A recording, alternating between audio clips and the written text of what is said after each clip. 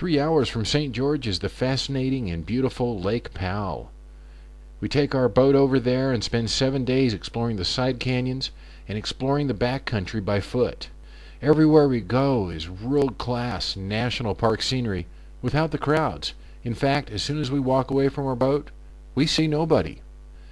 It's a wonderful 7 days, and we enjoy the warmth and the sun and the heat and the fantastic scenery and the quiet time together. Lake Powell is amazing. It's 330 kilometers long with 96 side canyons, and most of the coastline all around it is wilderness. It's an amazing, amazing red rock wilderness, accessible mostly by boat.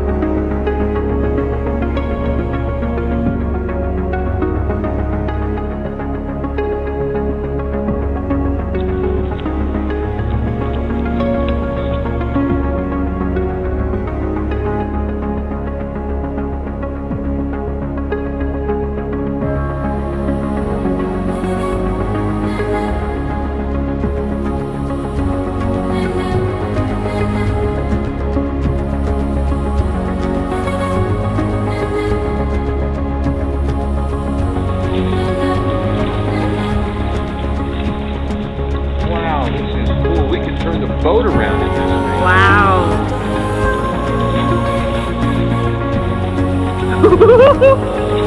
Woo! Whoa!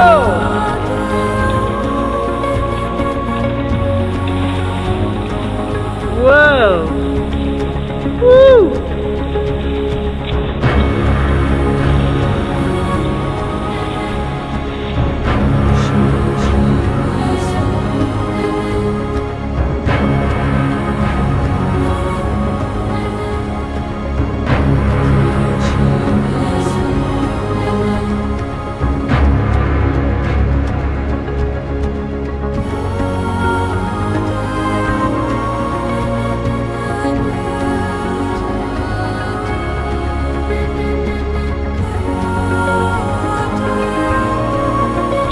Mr. Putt is doing well. A giant supercell is forming.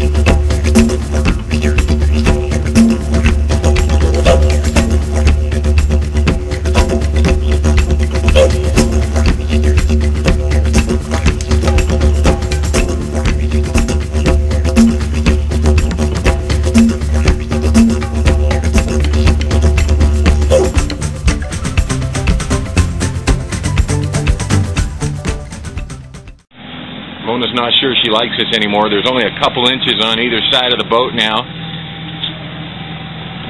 Trying to get up to a cool slot canyon. Heck, we already have a slot canyon. Got to be careful we don't hit the motorboat. Here we are in the upper Weatherill Canyon. Don't make us go up there. Okay. Please. Okay. Mona's ready to turn around. This is cool though. Look how far up that goes. I don't like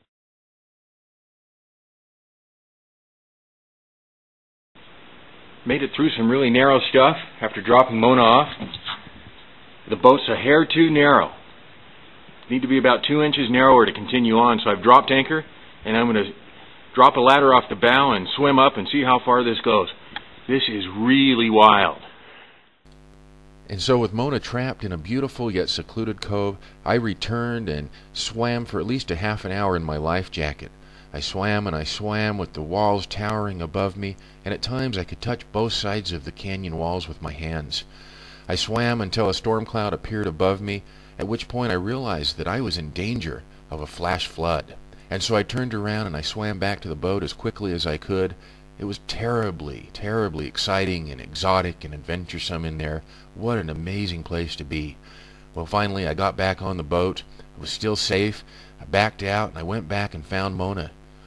Well, Mona had picked up some charcoal from an old fire and had drawn a lovely picture, a drawing of just how she felt in there. Well, that flash flood I was worried about didn't happen, and Mona didn't need that ladder or better arms to climb out and get help. So we jumped on the boat and we continued on to the next canyon to explore. It was even more beautiful than this canyon. That night we found a beautiful and secluded cove to camp in. It was our last night on the lake, and it was a magic, magic place.